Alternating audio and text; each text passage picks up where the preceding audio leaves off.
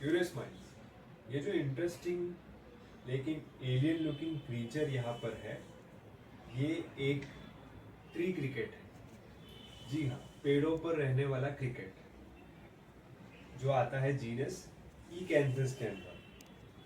बहुत ही बिजार है ना, लेकिन ये जो ऑर्थोप्टेरन है यानी ऑर्डर ऑर्थोप्टेरा, वैसे तो ये हमारे एरिया में कॉमनली नज़र नहीं आते हैं। तो जब मुझे ये मिला तो मैं बहुत प्लेजेंटली सरप्राइज हो गया। बहुत वीक है ये, मरा हुआ नहीं है, लेकिन वीक कंडीशन में मुझे मिला है। तो शायद दिन भर रात में ये आया होगा घर में और पूरी रात यहाँ पर घूम फिर के कमज़ोर हो चुका है। दिन में वैसे भी कम एक्टिव होते हैं, जहाँ पर हमें लगता है कि बहुत सारी जो सनी डे लाइट आवर्स में हमको बहुत लाइफ आसपास देखने मिलती है, ऐसे बहुत सारे एक प्लेथोरा ऑफ बोल सकते हैं यूनिक ऑर्गेनिजम्स होते हैं जो डार्कनेस का कवर लेते हैं, अंधेरे में छिप करके बाहर आते हैं और लैंड पर घूमते हैं। वैसा ही एक क्रिकेट है जो ट्री क्रिकेट जिसको कहा जाता है। अगर हम क्लासिफिकेशन को देखें तो ईकैंथस, यहाँ पर ओ जो है ओ आता है स्टार्टिंग में, लेकिन ओ शायद से साइलेंट होगा तो ईकैंथस इसको प्रोनाउंस किया जाता है। फैमिली ईकैंथिडे, जीनस ईकैंथस। अगर आपको क्लासिफिकेशन बताऊं तो इंसेक्टा क्लास के अंदर ऑर्डर ऑर्थोप्टेरा। ऑर्थोप्टेरा हम जानते हैं जिसमें ग्रास हॉपर्स, क्रिकेट्स और केटिडिड्स आते हैं। केटिडिड्स को, क्रिकेट्स को और ग्रास हॉपर्स को मैंने इस चैनल पर कवर किया है। अलग अलग स्पीसीज, जो भी मुझे नई स्पीसीज मिलती है मैं वो आपको दिखाता हूँ। यहाँ पर पहली बार हम एक ट्री क्रिकेट को देख रहे हैं, तो क्रिकेट के अंदर भी एक कैटेगरी आती है ट्री क्रिकेट्स की, उसको हम देख रहे हैं। फैमिली ईकैंथिडे, ट्री क्रिकेट्स और बुश क्रिकेट्स की एक फैमिली है ईकैंथिडे, और ट्रू क्रिकेट्स यानी सब फैमिली ईकैंथिने। अगर इस जीनस की बात करूं तो ईकैंथुस जीनस जो है ट्री क्रिकेट्स का, ये बहुत डाइवर्स जीनस है। बहुत सारी स्पीसीज है इसके अंदर।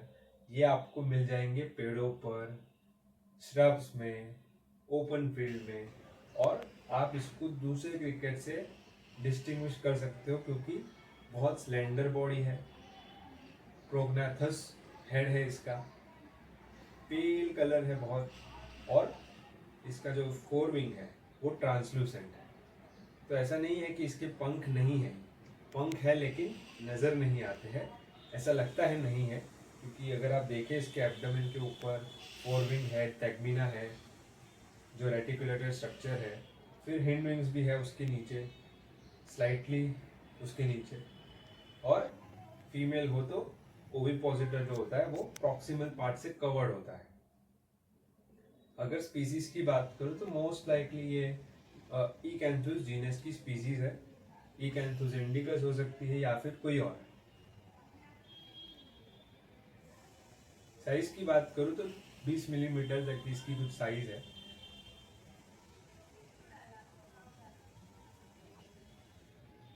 और दो चीज़ें जो ट्री क्रिकेट्स के बारे में बहुत इंटरेस्टिंग है, आपको भी जानकर बहुत हैरानी होगी, वो है कि इनका पहला तो कोर्टशिप फीडिंग करके बिहेवियर होता है, देखा जाता है, जिसमें मेल जो है फीमेल को हम बोल सकते हैं न्यूट्रियल गिफ्ट देता है as a in the form of food, जो मेल जो है वो अपने मेटानोडल ग्लैंड से सेक्रेट करता है जब मेटिंग हो रही होती है।